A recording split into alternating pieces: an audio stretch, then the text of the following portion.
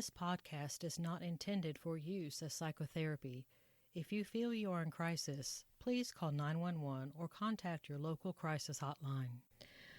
Welcome back to Phoenix and Flame. This is Dana, and this is my podcast on pushing through and transforming even when you feel like a pile of ash. I wanted to do an episode on the impact that COVID-19 has had on all of us. We all feel like we've been pulled into some kind of alternate universe. The streets are empty. Many stores are empty. The small businesses are empty. The only thing that's really functioning, what has been deemed, quote, essential, end quote, are places where you can get food like grocery stores, places that have drive-thrus. Some larger restaurants are you can order something and drive by and pick it up. They'll come out and bring it to you. You can't go in. But the malls are closed. Any kind of shopping is closed. That's not considered essential. Now the hospitals, they're essential, clearly. But the visitation has been significantly curtailed. The patient, him or herself, is the only one that's allowed in. There's no visiting. And it's kind of nuts. I mean, I heard a story here recently where someone's father was admitted into the hospital and he had a later form of dementia, and the family was not allowed to go in there with him. And the nurses are run ragged. I mean, bless their hearts, and they're calling nurses out to do primary care and hands-on frontline in the trenches that haven't done that for 20 plus years. And they're trying so hard and they're just exhausted. At a time like that, it'd be nice to have family in the room kind of helping with some things, but they're not. And it's different times. The streets, they're so deserted. They look like a post-apocalypse. I mean, it's weird. You don't see many people out, and because of the social distancing, if you are out, you know, people are supposed to be spread apart. The parks have had to be closed. They have tape, like caution tape, wrapped around playgrounds because the city officials saw that people were going to playgrounds and they were not honoring the 6 feet social distancing, so they closed the playgrounds down. They took down basketball goals because people were playing basketball, and clearly you can't do basketball and be 6 feet apart. I mean, they've given authority to police officers to, you know, make sure people are honoring that. Sometimes people will get randomly stopped on the road just to see where are you going, what are you doing, you know, do you have one of those like cards that gives you the right to be on the road, meaning you're an essential, quote unquote, person going to your essential job. And if not, the police officers have been given authority, if need be, to not only give warnings, but to issue citations. And if need be, I mean, jail time, if somebody's a repeat offender. I mean, this is nuts. I think we're in this time, we didn't realize all of a sudden we were going to be living through some part of history that was going to be documented in the annals, but we apparently are. The day that I am recording this is, it is April 4th, 2020. So at this point, we don't know how long all this is going to last. I mean, people's vacations are being shut down, hotels closing, any form of hospitality closing down. They're closing their doors. Cruise ships at this point are considered just humongous petri dishes of viral infection. It's nuts. There was several cruise ships that were sort of parked, whatever you want to use that word, floating off of Florida, off of one of the Florida coasts, Fort Lauderdale, I think it was. And the virus was spreading on board. They had people that were dying, and then the Fort Lauderdale officials didn't really want that all dumped into their city. It's just, you don't even know how to, you just get speechless. But there's also a lot of awesome things happening too. There's people that are reaching out and trying to be helpful to one another, going out, if they're going to the store, asking, can I get you something while I'm out so you don't have to go out?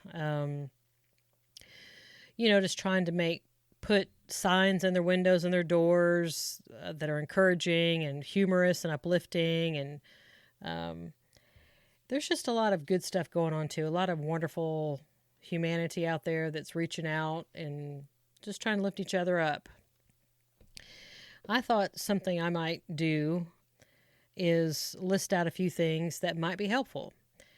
Because in my practice in doing telehealth, I get to hear what's actually going on inside of the homes, what you're not seeing. What we see is we see all these deserted streets, these deserted playgrounds, but you don't see what's actually going on within the four walls of all of these homes, where parents have been told to go home and try to do their job from home while their children are no longer in school because school's been canceled. The children are also at home, and then you have all the pets and all kinds of stuff going on, and people are getting on each other's last nerve, and it's hard. So I thought I'd just come up with a few things that hopefully would be helpful to someone out there. The first thing that came to mind, number one, take a bath. Take a shower. Okay? You may not have to. You may feel like, I'm at the house. What do I care? It'll make you feel better. It will make you feel better to get up and clean yourself. Get in the shower. Enjoy the feel of the hot water, because we still have water. We still have hot water. That's awesome. So go in there and enjoy it. Or soak in a nice bubble bath. Enjoy that warm water and the nice scent, the smells of the soap and the shampoo and the body wash. Okay? Get in the shower. Shave. All right? Women, shave your legs. Do it for yourself. All right? Guys, shave your face. If you're trying to grow a beard, fine. But it's going to make you feel better. If you're not a bearded guy, it's going to make you feel better to shave your face. So do it. Ladies, put on your makeup. Just do it. I know you don't have to, and you don't need to do it every day, but try to do at least some of your makeup some of the time. It will make you feel better about yourself if you normally wear makeup. Fix your hair, guys and girls. And again, you don't have to do it every day. You don't have to do it maybe as much as you did when you were going out to jobs and such, but do something. It will help you feel better. Put on some nice clothes. And again, you don't have to dress up in suits and stuff because you're at the house. But I'm just saying, once in a while, put on something other than your yoga pants or your pajama pants. It'll just make you feel more efficient. It'll make you feel more productive. It'll make you feel more positive, more energetic if you do these things. Number 2, create some kind of structure for your day, some kind of a schedule. Think of it like a house that's being built. At some point, the framing goes up. And the framing gives the house structure, and it delineates one room from another. That's what you need in your daily life. Before the corona apocalypse happened, you had structure. You knew you got up at a certain time because you had to get the kids ready for school. You had to get ready for work. Then you'd leave at a certain time. You drop kids off. You go to work. When you get to work, you do your thing. Or if you're a stay-at-home mom or you're a stay-at-home dad, you had certain things that you did throughout the day. You had a job description, and then you had like an end of that day, and you'd come home and you fix supper, and then you do your evening things, and the kids did homework and had their after-school snack. You had structure. People function better with structure. Children function better with structure. You go into any kind of kindergarten class, and there's structure. There's center time, and there's time to go to lunch, and there's time to go to recess, and there's time to work on this. There's structure. Children function better. Everybody functions better when there's some kind of schedule, a routine, a structure. So create that. If you have several people in your home and several children, they're at different ages with different personalities, different interests, different levels of attention span, it might take you a minute to sit down and work it out. But I guarantee you it's worth it. You might even want to put it on some poster board and tape it to the wall. You need it. Now, along with the daily structure, number 3 would be establish some household rules. For example, who is going to watch the kids when? Okay, like tag team that or whatever. Where are the designated work areas? Whose work area is where? When are the meals? When are the meal times going to be? When are the snack times going to be? When is cleanup time? When is bedtime? Just what are the rules of the home now? Because this is a totally different landscape. This is not one extended weekend. You need to create structure for your home and you need to establish rules. Everyone functions better when they know what the rules are. Number 4, divide up chores and let kids have some chores as well. And you might even want to set up a reward system for when the rules are followed and the chores are completed without arguing. Reward the children for doing that. Kids like to have responsibilities. They like to see that they can accomplish something, that they're part of the family, that they're needed, that they have a purpose, they have a use, a sense of usefulness. And they're kind of, the kids are just kind of going wackadoodle right now too, because they're used to their school and going and having structure and accomplishing their homework and having tests and this kind of thing. So they're kind of wonking sideways too. So divide up the chores. Create a list. What chores are they? Who can do what? How often do they need to be done? Some things might need to be done once a day. Some things might need to be done once a week. Who's doing what? Figure it out. Write it down. Number 5, consider preparing a project list and have one list for the kids, little projects that the kids could do, and have an adult project list. Have this list available for when you have unexpected spare time, whether it be cleaning out a junk drawer or cleaning baseboards or cleaning off blinds, cleaning off shelves, cleaning out closets. There's all different kinds of things. Those things that you just never get around to because there's never any time? Well, guess what? There's some time now. And everybody's at the house together. So, have a little project list. Again, one for kids and one for adults. And you might even, for the kids, set up a little reward system. Like if somebody voluntarily wants to do a little project, give them a little reward for it. Okay? Also consider, don't get overwhelmed with the projects. Take things in small bites. If you're looking at a closet, you can either say to yourself, okay, I'm going to spend the next 20 minutes working on this closet and then I'm going to walk away. If you're looking at, for example, a whole room, you might say, well, rather than being time contingent, you might say it's task contingent. Like I'm going to go in and I'm going to clean out this drawer of this dresser and that's all I'm going to do today. So don't get overwhelmed. Take off small bites. You can, like I said, you can make it time contingent or task contingent. Number 6, try to take short, intermittent breaks. These can be 5 minutes, they can be 15 minutes, whatever, but do those throughout the day. For example, walk around outside. If it's nice weather, get outside where the sun can warm your face. You can smell the spring coming in the air. You can hear the birds singing. You can see the leaves on the trees and the grass that's beginning, greener. Get outside. Or you might want to listen to some music. You might want to do a mindfulness app exercise. There's all kinds of mindfulness apps.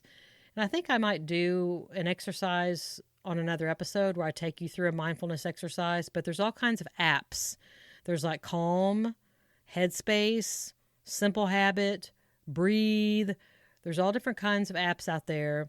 Usually the first 30 days is free, so you can kind of figure out if you like it or not. And then after that, they start charging you a monthly fee. Some are more expensive than others, so, do your homework. But the exercises themselves only last about 5 minutes. I'm a big fan of mindfulness exercises. You might, during one of your breaks, you might also want to practice deep breathing. You might do some yoga poses.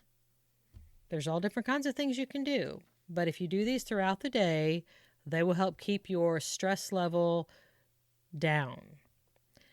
Number 7, reduce your expectations of yourself and your expectations of those around you. Because we are all in this weird, funky stew together. And most people are just giving it their best shot. They're trying their best. But you have some family situations that are very stressful. There are situations where, the parents don't really get along. Maybe they didn't get along before, but work and kids kind of provided a buffer. But maybe now that's not the case. And so maybe there's some stressful situations that are just elevating and making the home situation feel like a red zone or like a war zone. So just reduce your expectations. Don't expect as much from yourself or from those around you. Just try to calm that down a little bit. We're going to pull out of this. This is not the new norm, but we're going to have to do this for a while. So let's just chill it down a bit. Number 8, consider journaling. Journal your thoughts. Journal your feelings as a means of processing your internal dynamics before you lose control and blast out over whoever is nearby. For those people who have listened to my boundaries episodes, they'll know that, your feelings and your thoughts and your actions are your responsibility.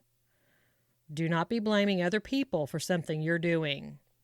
If you're feeling that you are getting very, very stressed and you're about to blow your top, then walk away. Remove yourself from the situation.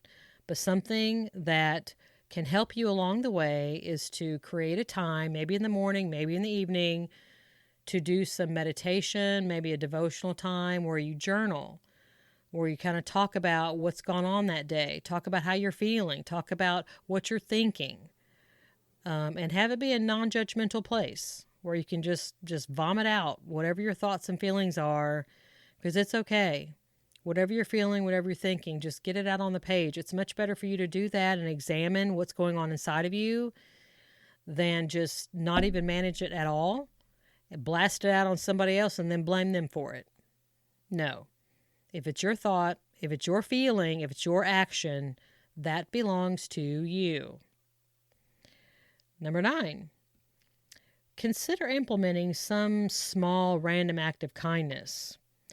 This will shift your focus from things that are stressful to something more positive. And again, I mentioned earlier about taking small bites. That applies to everything. Sometimes it gets a little frustrating when you see these huge random acts of kindness that people are doing. It can make us feel bad about ourselves. Like, what's wrong with us that we're not doing some big grand gesture? That just adds more stress and that doesn't help. If you're somebody out there that can do a grand gesture, that's awesome and that's wonderful.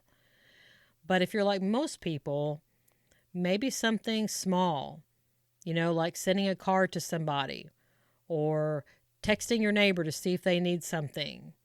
Just something small that you could do. That will help shift your focus from all the frustrating things to something a little more positive. Number 10. If you feel that your emotions are reaching a red zone, walk away until you are calmed down. Now, I know I mentioned this a little bit earlier when I was talking about number 8 about the journaling, because they kind of go together, but it is something separate. You are responsible for your emotions. Your children are not. Your spouse is not. You are. because other people cannot read your mind. They don't know what you're thinking. They don't know what you're feeling. And so if you're to the point where you're about to blow it, just walk away. And I'll mention something here in a few minutes that'll help that as well. But number 11, find some funny videos, maybe YouTube videos or some funny movies, because laughter reduces anger and anxiety. So intentionally find things that are funny. Find reasons to laugh. It's much more difficult to stay angry and stay anxious if you're laughing. But it's not just going to fall into your lap most of the time. There are a few people out there that are exceptional at finding humor in things. I just love those people, and I so admire them. But most of us aren't that way. You have to be a little more intentional about finding something that just makes you giggle, makes you laugh. That will reduce your anger and it will reduce your anxiety. Number 12, if the interactions within the home are becoming tense, if people are feeling unsafe, like they are possibly in danger, then it might be helpful to develop a code word. That when anyone says that word, that means that whatever's going on, whoever's talking, the talking has to stop. Now, I would suggest that you all work out ahead of time. If someone says the code word, like hypothetically, let's say the code word is popcorn. Then let's say things are getting heated and somebody can tell they're starting to feel unsafe in their home. So they say popcorn. At that point, everyone goes to a pre-designated space, and you would need to develop that, obviously, beforehand. So that, because since everybody's crowded in there together, it's a little more difficult to separate. But the separation is created like a pause button on a remote control so that emotions can calm back down. So whatever it is that's going on that's causing the upset can be addressed in a solution-oriented, problem-solving manner, and not in some crazy, out-of-control, yelling, screaming profanities like some kind of junior high kids on a playground. And adults, like it or not, you're the ones responsible for this. You're the ones that are driving the train. You need to set the examples. So let's say you get together as a family, everybody designates what their area that they go to. Anyone has the right to call the code word. And when the code word is called, the deal is everybody has to respect it. Whether you like it or not, whether you're right in the middle of blistering somebody with your words, you have to clamp your lips together and go to your pre-designated space. And I would suggest that at that point, everybody has their phone. You can put a timer on the phones and say everybody has to stay in their space for like 5 minutes or 10 minutes. It doesn't have to be a really long time. It really doesn't take that long for emotions to calm down once everybody separates. It does help, I will say, that when you are separated and you have gone to your pre-designated area, if you do something that is calming to you, whether it's deep breathing, whether it's doing a mindfulness exercise, whether it's yoga poses, there's any number of things that people like to do that helps calm them down. And again, sitting there blaming other people because you're upset is not helpful. You are responsible for your own emotions. Other people are responsible for theirs. Let's get that straight. It's much easier to come back together and solve the problem if everybody understands that. Otherwise, you're going to have a group of people that are blaming and wagging fingers. I'm only doing this because you blank, blank, blank, fill in the blank. Okay? Everybody take responsibility for their own thoughts, their own feelings, and their own actions. Stop blaming other people. And if you feel like you're getting to the red zone, that you're stressed out, things are just going to crazy town and you're going to lose it, call the code word. Everybody goes to the pre-designated area for about 5 or 10 minutes, calm it down, and then come back and solve the problem. The last thing I want to throw out is number 13. Practice gratitude. Now, this is something that is good to practice all the time. You're not going to feel very grateful if you let yourself jack up all the way into a red zone, because you're going to be full of anger. You're going to want to yell and scream. You're going to want to hit a wall. You're going to want to spew profanity. None of these things are good choices. This is a person who has lost control of themselves. If you can practice the things that I've mentioned along the way, and also notice the things that you're grateful for. Are you able to walk around and you're not in a wheelchair? Be grateful. When you open your eyes, can you see? Be grateful. Are you at your home and not in a hospital? Be grateful. Do you have food in your cabinets? Be grateful. Do you see what I'm saying? We have a lot of stuff. Do you have water? When you go to turn on your spigot, does water come out? Be grateful. When you go to, do you have a microwave? Can you cook something very easily in a microwave? Be grateful. You have a home that has air conditioning and heat. Be grateful. There's a lot of things to be grateful for. And if you notice someone around you that maybe doesn't have the things that you have, maybe you can share. But the more we focus on things that we're grateful for, that helps to balance out the other stuff we have to deal with that isn't very pleasant. So I hope these things maybe have provided you, maybe you can find one or two things in this list that will help you deal with this craziness that is our life right now. The good news is that it won't always be this way, but we do have to face what's in front of us right now. So I hope you've enjoyed this episode of Phoenix and Flame. I'm Dana, and I hope you have a wonderful, wonderful rest of your day.